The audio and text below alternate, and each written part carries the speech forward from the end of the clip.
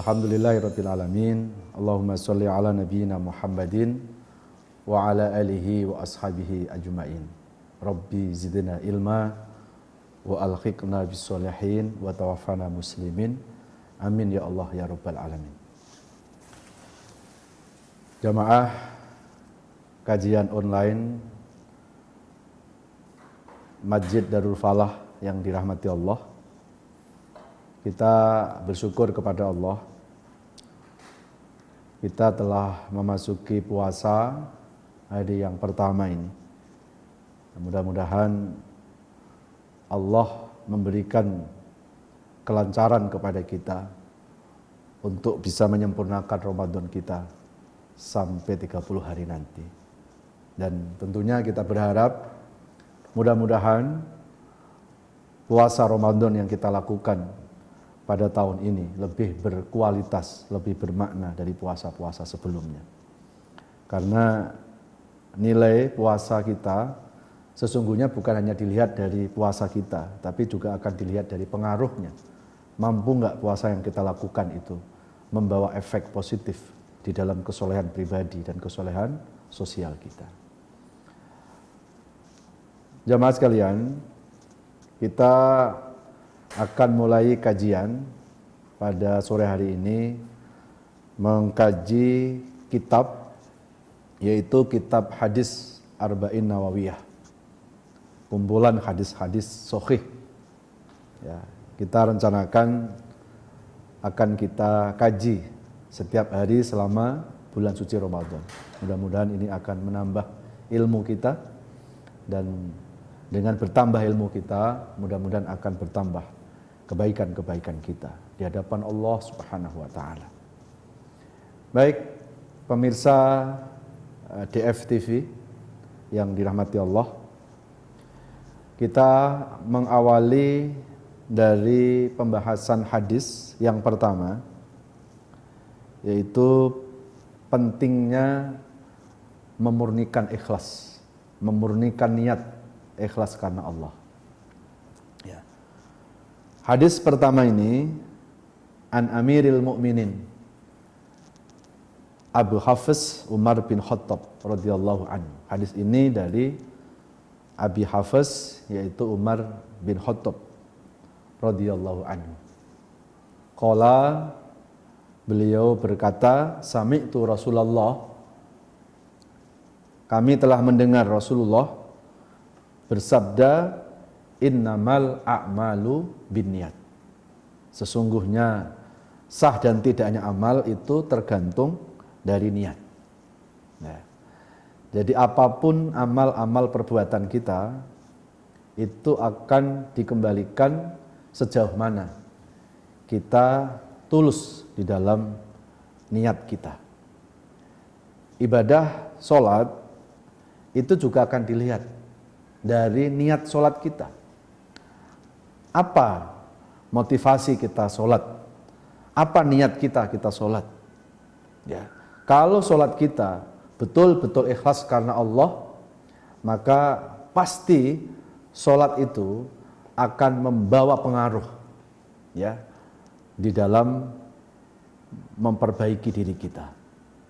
Ini Allah jelaskan di dalam surat Al-Quran Al-Ankabut surat 29 ayat 45. A'udzubillahi minasyaitonirrajim. Bismillahirrahmanirrahim. Utlu ma uhiya ilaika minal kitabi wa aqimis shalah. Innas salata tanha 'anil fahsya'i wal munkar wa ladzikrullahi akbar. Wallahu ya'lamu ma tasna'un. Shadaqallahul adzim. Allah berfirman di Al-Quran surat Al-Ankabut ayat 45. Bacalah Al-Quran dan dirikanlah sholat. Sesungguhnya sholat yang baik itu akan membawa efek positif. Tanha anil fahsya'i wal munkar. Sholat itu akan mencegah dari perbuatan-perbuatan dosa kita.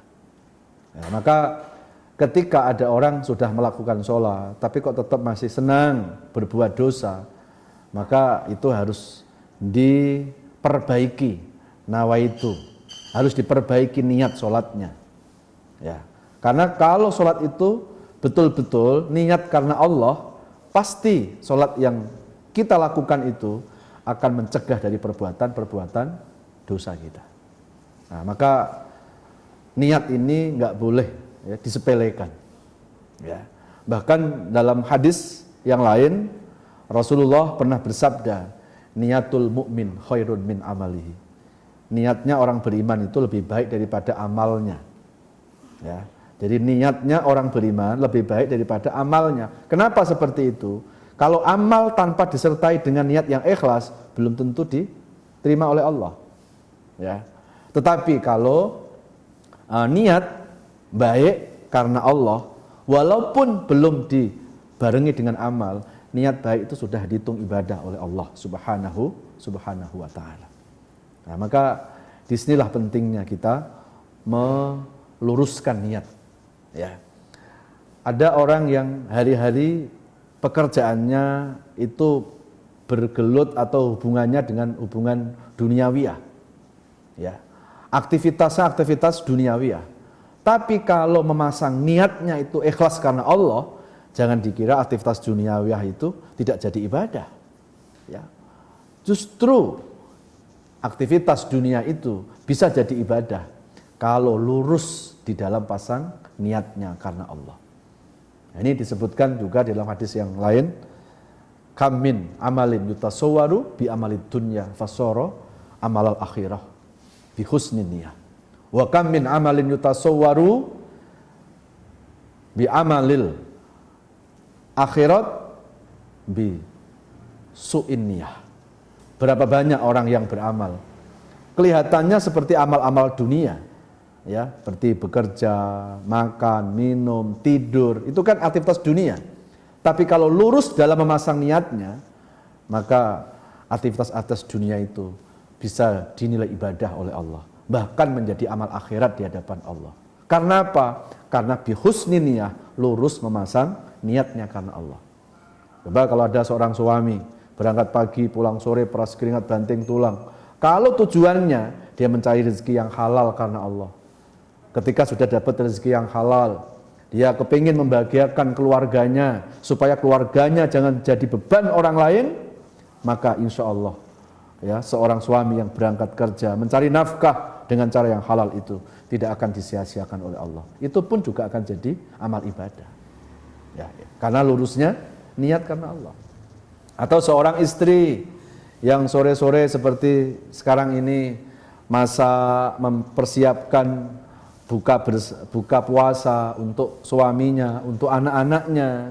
Kalau itu diniatkan ikhlas karena Allah, insya Allah pekerjaan dapur itu juga akan jadi nilai ibadah di hadapan Allah. Ya, jadi baik dan tidaknya amal itu ternyata bukan hanya dilihat dari amalnya, tapi akan ditentukan dari niatnya karena Allah. Ya, maka luruskan dalam segala amal-amal kita ini, niatkan semuanya karena Allah Subhanahu wa ta'ala. Tapi sebaliknya kata Rasulullah, wa kam min amalin yutasawwaru bi amalil akhirah fasara amalad dunya bisu'in niyah. Tapi berapa banyak orang yang beramal seperti amal akhirat, contoh sholat, contoh puasa, contoh ngaji, tapi niatnya bukan karena Allah, maka belum tentu amal itu akan jadi amal akhirat. Ya, belum tentu amal itu mendatangkan pahala. Loh, tapi kan dia sholat, tapi kan dia ngaji. Lah Allah kan melihat bukan karena ibadahnya, bukan hanya karena sholatnya, bukan karena hanya ngajinya, tapi Allah akan melihat muatan dari niat itu karena Allah atau tidak. Ya, maka disinilah pentingnya kita meluruskan niat karena Allah Subhanahu wa ta'ala. Ya. Nah, jamaah sekalian yang dirahmati Allah Subhanahu wa ta'ala, kita lanjutkan lagi masih hadis yang pertama ya, di kitab Arba'in Nawawiyah. Wa innama likulli imri'in ma nawa. Jadi semua orang itu akan kembali kepada niatnya. Ya. Jadi niat itu sesuatu yang sangat penting dalam amal-amal kebaikan kita. Makanya dulu pernah ada riwayat Rasulullah itu pernah masuk di sebuah masjid. Kemudian di masjid itu ada dua orang. Yang satu lagi sholat di depan mimbar, ada lagi satu lagi tidur pules di belakang. Maka Rasulullah melihat iblis di dalam masjid itu lagi goda yang lagi tidur. Jadi bukan godanya lagi sholat itu. Sehingga akhirnya Rasulullah pun bertanya, wahai iblis, kenapa kamu goda yang lagi tidur? Kenapa kamu goda yang lagi istirahat? Udah jelas dia tidur, kenapa kamu malah goda? Kenapa kamu nggak goda yang lagi sholat itu? Apa jawab iblis? Ya Rasulullah, kalau yang sholat di dekat mimbar itu nggak usah aku goda, aku sudah tahu itu. Itu ibadahnya nggak akan diterima oleh Allah. Kenapa? Karena ibadahnya itu faktornya keadaan. Jadi kalau lagi susah tuh dia apa rajin tahajud tuh. Kalau dia lagi banyak masalah, dia deket sama Allah tuh. Jadi niatnya bukan karena Allah, tapi niatnya karena keadaan itu. Ya. Tapi ketika dihilangkan keadaan yang susah, keadaan yang menyulitkan, belum tentu dia rajin sholat seperti itu. Maka aku nggak usah goda karena ibadahnya dia karena keadaan, bukan karena Allah. Kenapa aku menggoda yang lagi tidur itu? Kata iblis. Jangankan tidurnya, ya. Jangankan apa? Jangankan orang ini meleknya, tidurnya aja diniati ibadah. Karena orang yang tidur ini adalah orang yang alim, dia punya ilmu. Setiap apapun yang dilakukannya diniatkan ibadah karena Allah. Lah kalau tidurnya aja diniati ibadah, gimana meleknya itu? Maka aku goda supaya jangan melek-melek, supaya jangan banyak ibadah di hadapan Allah Subhanahu wa taala. Oleh karena itu pemirsa di FTV yang dirahmati Allah, iblis atau setan itu tidak takut dengan orang yang ahli ibadah, tapi setan takut dengan orang yang ikhlas dalam ibadah.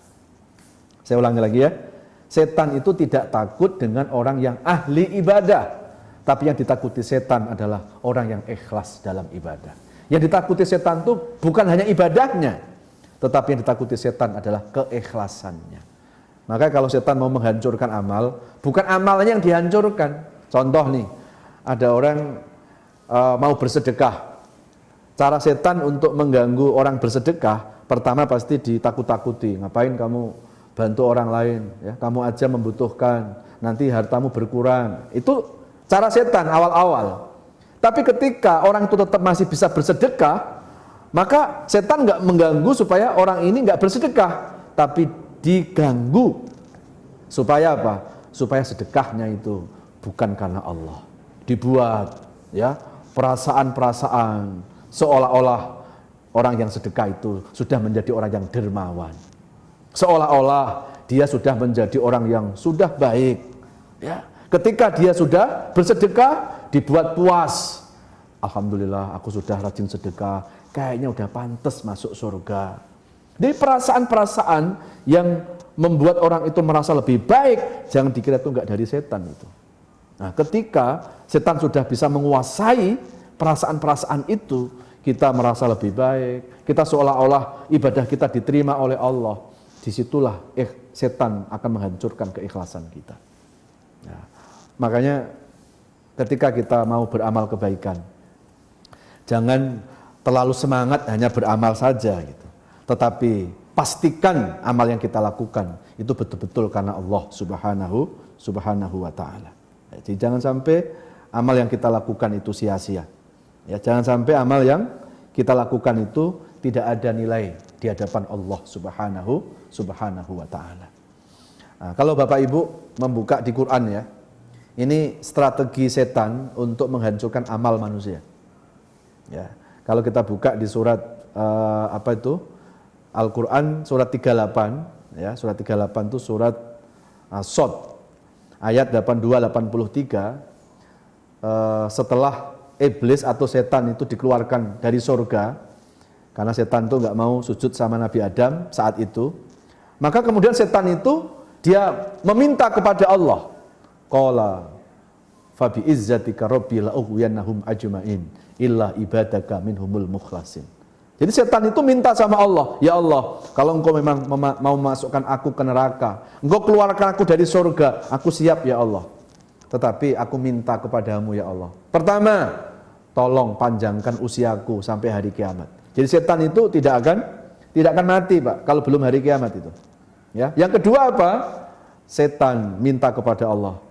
Ya Allah, dengan kemuliaan-Mu ya Allah, aku akan goda, aku akan gelincirkan manusia dari perbuatan-perbuatan kebaikannya.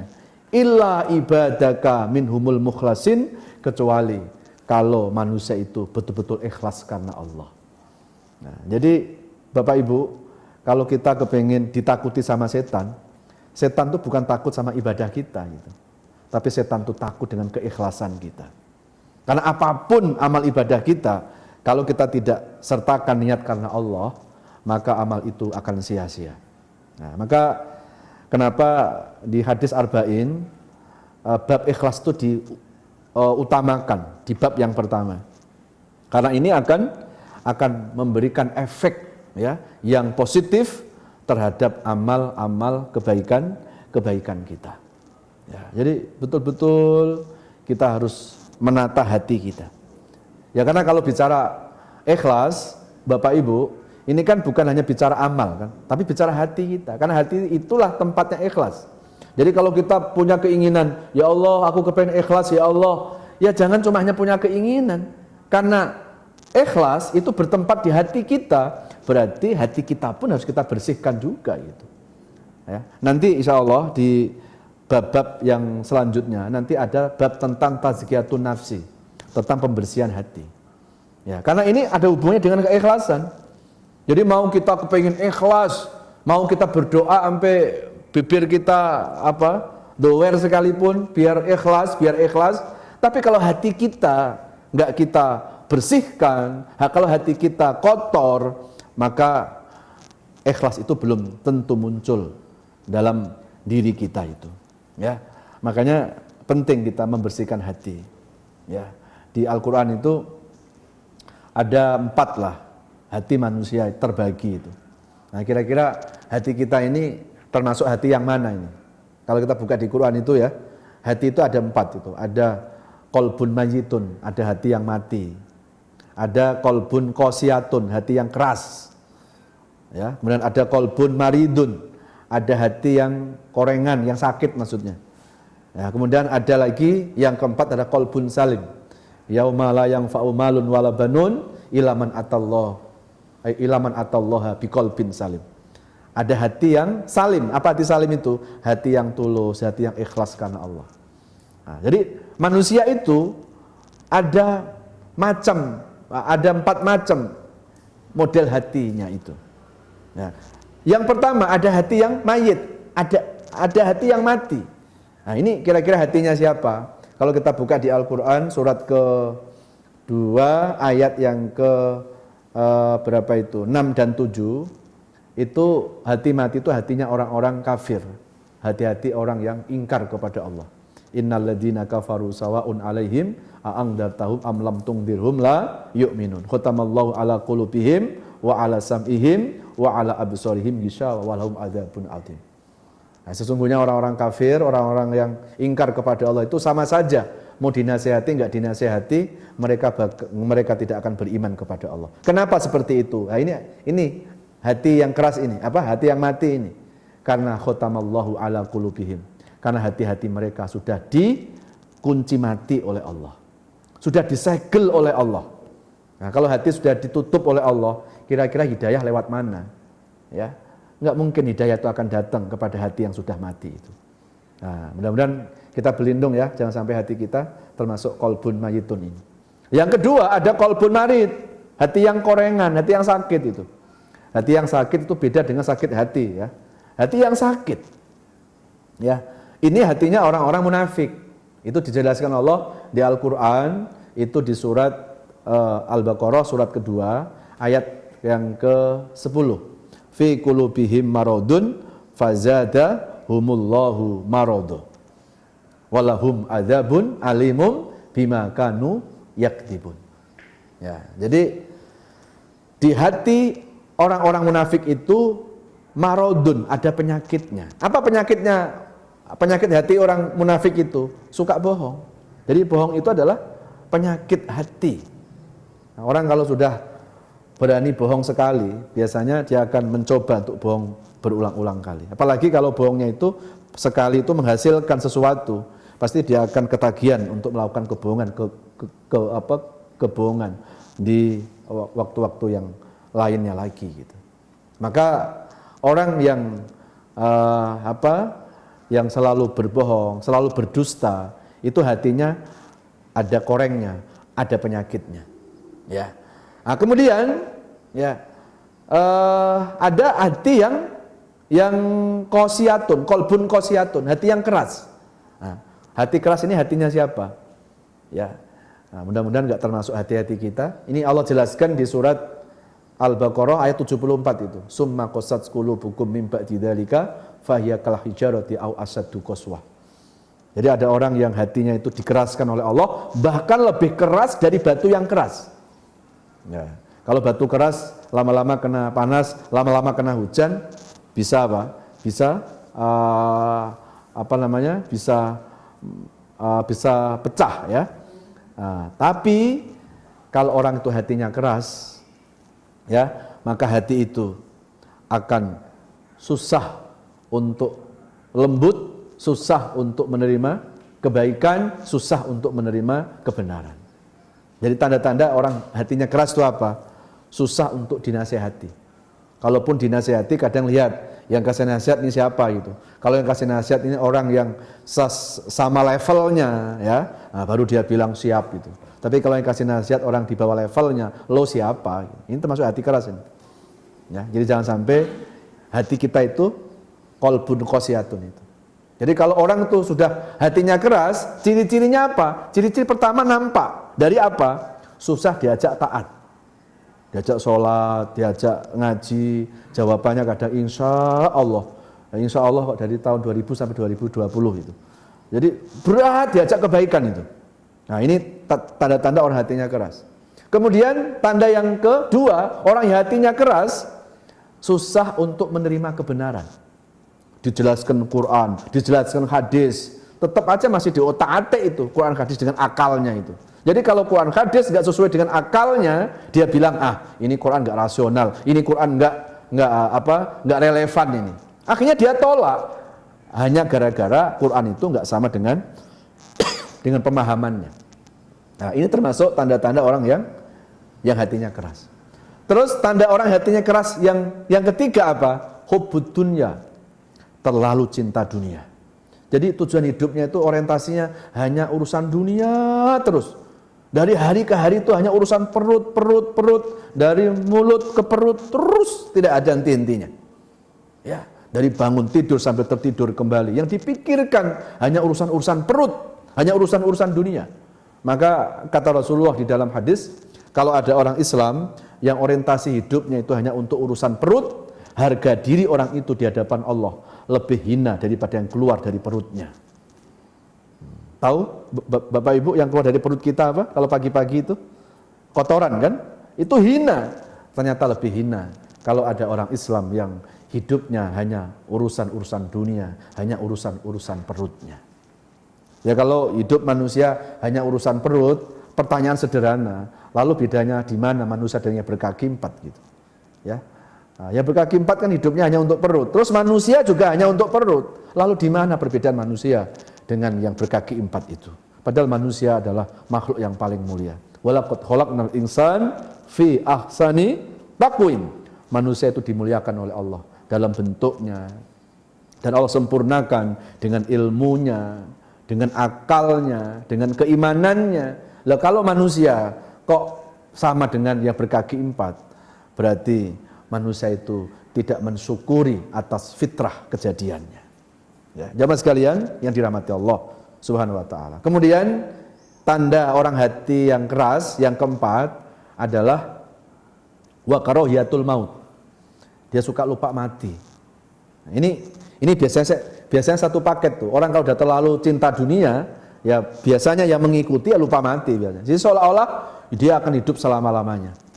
Padahal wa mal hayatud dunya illa mataul ghurur. Tidak ada kehidupan dunia ini kecuali kehidupan yang sebentar, yang sesaat, yang sedikit, dan kehidupan itu kadang suka menipu manusia. Karena kehidupan dunia itu kadang hanya enak buat yang memandangnya, tapi belum tentu yang merasakannya. Ya, kalau dalam bahasa Jepang itu ada istilah wang sinawang, itu bahasa Jepang. Ya, jadi kalau orang Jepang nggak paham ya. Jadi kadang orang itu nganggap si anu bahagia, si anu ini sejahtera. Yang memandangnya, yang dia merasakan enaknya, tapi belum tentu yang merasakannya. Maka jangan sampai hidup kita ini terlalu cinta dunia, apalagi sampai kita melupakan kematian kita. Kafa bil mauti alwaidu. Cukup dengan mengingat kematian, itu akan menjadi nasihat yang terbaik dalam hidup kita. Kemudian yang keempat ada disebut dengan qalbun salim. Yauma la yanfa'u malun wala banun illa man atallaha biqalbin salim. Nanti pada hari kiamat tak berguna harta, tak berguna jabatan kita, nanti yang kita hadapkan di hadapan Allah pada hari kiamat hanya qalbin salim, hati yang tulus, hati yang bersih. Nah, ini kembali lagi pada niat. Kalau hati kita bersih, niat kita pasti tulus. Makanya kan hati itu dikatakan Rasulullah seperti apa ya? Seperti cermin tadi. Ya. Jadi seperti apa? Cermin. Apa yang ada di dalam diri manusia itu tercermin di hatinya. Ya.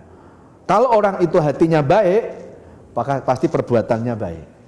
Kalau orang hatinya baik, maka mulutnya juga akan berkata baik. Ya. Kalau ada orang ngaku hatinya baik, tapi kalau ngomong jorok, kalau ngomong ya nyakiti orang nggak bisa, ya sebetulnya dia telah membohongi hatinya sendiri. Karena hati itu akan terlihat bukan dari hati yang di dalamnya, di dalam diri kita ini, tapi hati itu akan nampak dari perbuatan-perbuatan kita. Maka kalau orang itu hatinya baik, pasti akan memperbaiki amal. Karena ketika orang yang hatinya baik dia beramal, pasti dia akan ikhlas karena Allah subhanahu wa ta'ala. Maka kalau mau meluruskan niat, yang harus kita lakukan adalah kita harus melakukan tazkiyatun nufus atau tazkiyatun nafsi. Perbaiki hati kita. Ya, jangan sampai hati kita itu keras, jangan sampai hati kita ada penyakitnya. Apa penyakit hati itu? Kesombongan. Ya. Jadi amal kita hari ini itu akan dipengaruhi oleh kesombongan kita. Jadi kalau hati kita sudah kita buat sombong, maka ini juga akan mempengaruhi terhadap amal-amal yang kita lakukan. Akan mempengaruhi terhadap perbuatan-perbuatan kita selanjutnya. Ya, nah, baik, kita kembali lagi ke hadis arba'in. Faman kanat hijratuhu ilallah wa rasulih, fa hijratuhu ilallah wa rasulih. Barang siapa yang hijrahnya itu karena Allah, karena Rasulullah, maka hijrahnya itu karena Allah dan Rasulnya. Nah, maka ketika kita sudah niat berhijrah karena Allah, apa sih hijrah itu? Ya kalau hijrah diartikan makna hijrahnya Rasul, ya dari Mekah ke Madinah, ya itu hijrah fisik. Tapi kalau hijrah dalam konteks kekinian, tentunya bukan hanya hijrah fisik, ya, tetapi hijrah dalam konteks kekinian itu apa? Menghijrahkan hati kita. Ya, hijrah hati itu adalah hijrah kekinian. Lah hijrah hati itu bagaimana? Ya menghijrahkan dari hati-hati yang tadinya buruk, dari hati yang selalu mengajak perbuatan-perbuatan yang negatif, kita hijrahkan supaya hati itu selalu demen dengan perbuatan-perbuatan yang positif. Ya. Jadi banyak orang sering mengatakan, aku sudah hijrah loh. Ya. Jadi hijrah itu bukan hanya merubah fisik. Ya. Gitu. Dia kepengen jadi orang hijrah, terus akhirnya setiap hari dia pakai baju muslim, terus ditanya, lu kenapa kok pakai baju muslim terus? Hijrah Pak Ustadz. Bukan itu makna hijrah. Hijrah dalam konteks kekinian adalah hijratul qalbiyah, yaitu hijrah hati. Ya. Hijrah hati itu maksudnya apa? Ya hijrah dari sesuatu yang negatif menjadi hijrah, menjadi sesuatu yang positif. Faman kanat hijratu ilallah wa rasulih, fa hijratu ilallah wa rasulih. Kemudian wa man kana hijratuhu ila lidunya yusibuha awi imra'atin yankihuha fa hijratuhu ila ma hajara ilaihi. Nah, barang siapa yang hijrah itu karena dunia, ya. Apa karena apa? Karena dunia atau karena wanita.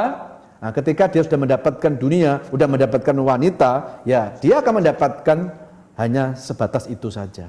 Tapi di hadapan Allah dia nggak dapat pahala apa-apa. Ya. Saya ambil contoh nih ya, ada orang sedekah, itu kan bagus, ya. Tetapi ketika dia sedekah, ya, dia sedekah bukan karena Allah, bukan karena lillah, kepingin dia dianggap dermawan oleh masyarakat umpamanya. Bener, setelah dia bersedekah, masyarakatnya langsung memberikan gelar dermawan. Begitu dapat gelar dermawan, yang bersedekah langsung puas. Puas itu pahalanya sudah. Dia langsung bilang, alhamdulillah, semua masyarakatku mengakui loh, aku sudah dermawan. Nah, begitu nanti di hadapan Allah, kan dia akan nanya, ya Allah, mana dong sedekahku? Aku kepengen dapat pahala nih. Apa kata Allah? Pahala yang mana? Loh, kan dulu saya rajin sedekah ya Allah. Kata Allah, kan sedekahmu kepengen dipuji orang kamu. Dan waktu di dunia orang sudah memuji kamu. Kamu sudah dapat label dermawan kan? Dan kamu puas kan? Iya, itu pahalamu. Sekarang nggak ada pahala di sisiku. Nah, ya, jadi jangan hanya kita semangat untuk beramal, tapi harus disertai dengan semangat membersihkan hati. Semangat untuk apa? Untuk meluruskan niat karena Allah Subhanahu wa taala. Nah, baik. Ini hadis yang pertama. Dan hadis ini diriwayatkan dari Imam Sahihain, ya, Imam Muslim, Imam Bukhari Muslim. Baik, untuk season yang berikutnya, season tanya jawab, Pak Ustadz, bagaimana caranya kita sebagai umat Islam supaya bisa memisahkan rasa di dalam hati, apakah ini benar niat karena Allah atau bukan? Ya, begini. Kalau orang itu beramal, betul-betul niat karena Allah, ini biasanya ya, biasanya setelah orang itu beramal, dia tidak mengingat-ingat amal yang dilakukan. Nah itu, karena tanda-tanda orang kalau ikhlas itu, dia tidak pernah merasa membantu orang, ngapain diingat-ingat. Dia tuh ketika bersedekah, ketika dia beramal, dia udah merasa bahwa, loh, kan bukan aku yang membantu dia, bukan aku yang menolong dia, tapi sesungguhnya aku menitipkan keselamatan melalui yang saya tolong, melalui dia yang aku bantu. Nah, jadi begitu dia sudah beramal, dia tidak pernah ingat-ingat. Jadi makanya kalau kita berbuat baik kok sampai setahun kita masih ingat, hati-hati itu. Jangan-jangan itu masih belum sepenuhnya ikhlas karena Allah. Karena apa? Karena ketika amal kebaikan kita ingat, begitu amal kebaikan kita nggak dibalas orang, apa nggak kecewa nanti kita? Coba kita lupain saja. Tapi kan dia nggak balas, ya nggak peduli. Kenapa? Karena aku berbuat baik bukan kepingin dibalas oleh manusia, karena aku berbuat baik kepingin dibalas oleh Allah. Nah, jadi biasanya orang itu kalau kalau ikhlas karena Allah, satu dia lupain kebaikannya, dia nggak ingat-ingat lagi, karena dia yakin kok bahwa kebaikannya itu pasti ditulis oleh Allah. Yang kedua, dia nggak akan nuntut balasan dari orang lain. Ya, nah, kalau ada orang menolong tetangga umpamanya ya, terus begitu tetangga itu tidak membalas, kok akhirnya orang yang membantu tetangga itu kecewa, itu sebetulnya reputasi dari kualitas ketakwaan, reputasi dari kualitas keikhlasannya. Ya, kalau orang ikhlas yang sungguh-sungguh, ya, ketika dia sudah membantu orang, sudah, dia nggak ingat-ingat lagi. Dan kalaupun yang dibantu itu nggak membalas, dia nggak kecewa. Kenapa? Karena dia beramal bukan kepingin dibalas oleh manusia, dia kepingin hanya membalas Allah Subhanahu wa taala. Makanya gini, Bapak Ibu pemirsa di FTV yang dirahmati Allah, kalau kita berbuat baik kepada orang lain, kok tiba-tiba kita tuh kecewa sama orang itu karena orang itu nggak membalas kebaikan, sebetulnya yang salah bukan orang yang kita tolong itu, tetapi ini ada masalah dengan keikhlasan kita sendiri. Jadi orang itu kecewa bukan karena orang lain sebetulnya. itu menunjukkan karena orang itu belum sepenuhnya ikhlas karena Allah. Ada seorang suami berbuat baik kepada istri, kalau kepengen tahu, Pak Ustadz, aku nih berbuat baik sama istri, kira-kira ikhlas apa tidak? Ya nggak perlu orang lain yang menilai. Kalau suami ikhlas karena Allah, dia nggak peduli mau istri balas atau tidak balas, dia ikhlas. Kenapa? Karena dia yakin berbuat baik kepada istri itu pasti akan dibalas baik oleh Allah. Tapi kan istrinya nggak membalas, ya nggak peduli. Karena suami yang ikhlas itu, dia berbuat baik bukan kepingin dibalas oleh manusia, kepingin dibalas oleh Allah. Jadi kalau ada suami berbuat baik sama istri nggak balas, terus kecewa, terus yang disalahin istrinya, itu sebetulnya kesalahan bukan dari istrinya. Kesalahan karena suami belum sepenuhnya ikhlas karena Allah. Ya, itu pentingnya apa? Keikhlasan dalam setiap beramal. Terus apa pertanyaan berikutnya? Apa sebabnya niat ikhlas kita mudah dikotori oleh gangguan setan? Ya, karena memang setan menghancurkan amal itu bukan hanya dari amalnya, tapi amal itu hancur karena hilang keikhlasannya. Maka iblis kalau menggoda manusia, dia ganggu supaya amal itu nggak ikhlas. Karena ketika amal itu udah nggak ikhlas, walaupun amal seperti gunung akan sia-sia. Ya, nah, jadi makanya saya katakan tadi, jangan kita hanya semangat untuk beramal, tapi semangat untuk membersihkan niat, membersihkan hati karena Allah. Itu juga harus dibarengkan. Ya. Kemudian pertanyaan berikutnya, Pak Ustadz, bagaimana menjaga hati kita antara mempertahankan harga diri dengan sombong, karena kita tidak niat sombong, tapi karena agak tidak karena tidak disepelekan orang. Nah, jadi bagaimana menjaga hati kita antara mempertahankan harga diri dan sombong, karena kita tidak niat sombong, tapi karena agar tidak disepelekan oleh orang. Sebetulnya tinggi dan rendahnya harga diri kita itu sebetulnya bukan karena orang lain, karena dari perilaku kita sendiri. Makanya kan di Quran, di surat Al-Hujurat surat 49 ayat 13 itu Allah jelaskan, inna akramakum indallahi atqakum. Orang yang paling mulia di sisi Allah itu adalah karena ketakwaannya. Jadi kalau Bapak Ibu kepingin dimuliakan oleh manusia, ya, kepingin dimuliakan oleh manusia gara-gara harta, maaf nih ya, gara-gara jabatan, begitu harta jabatan hilang, kira-kira orang memuliakan lagi nggak kita? Nggak mungkin itu. Ya kan? Nggak mungkin. Tetapi kalau kita berusaha untuk selalu dimuliakan oleh Allah, pasti Allah pun akan menggerakkan manusia untuk memuliakan kepada kita. Maka kita nggak usah takut, ya, nggak usah takut hilang harga diri kita. Kalau kita selalu bisa menjaga perilaku kita, kalau kita bisa menjaga, ya, kehormatan dari diri kita. Ya, jadi mulia dan tidaknya diri kita ini sebetulnya bukan karena orang lain, tapi harga diri kita hancur, harga diri kita baik, itu akan kembali kepada perilaku yang kita lakukan sehari-hari itu.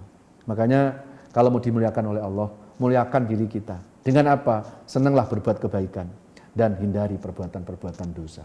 Insya Allah. Baik, ini bab pertama sudah kita selesaikan, yaitu tentang ikhlas, ya. Jadi intinya kita harus selalu berusaha untuk membersihkan hati kita. Bersihkan hati dari kesombongan, dari iri, dari dengki, dari hasud, ya. Karena ketika hati itu sudah baik, maka insya Allah niat-niat yang baik itu akan muncul di hati kita. Tapi kalau hati kita sudah buruk, nanti niat yang ada di hati kita pun juga akan dipengaruhi oleh keburukan hati kita. Semoga ada manfaatnya. Mudah-mudahan kajian pada sore hari ini, ya, sambil menunggu berbuka, mudah-mudahan akan menjadi tambahan ilmu buat kita, sehingga kita bisa menyempurnakan puasa Ramadan kita dengan amal, dengan kita mengaji, supaya puasa yang kita lakukan ini la'allakum tattaqun, membawa perbaikan-perbaikan diri. Ya, wal afu minkum, kita akan lanjutkan kajian kita di hari esok. Ya, semoga bermanfaat. Jangan lupa subscribe DFTV, ikuti kajian-kajiannya. Mudah-mudahan kita mendapatkan manfaat. Wassalamualaikum warahmatullahi wabarakatuh.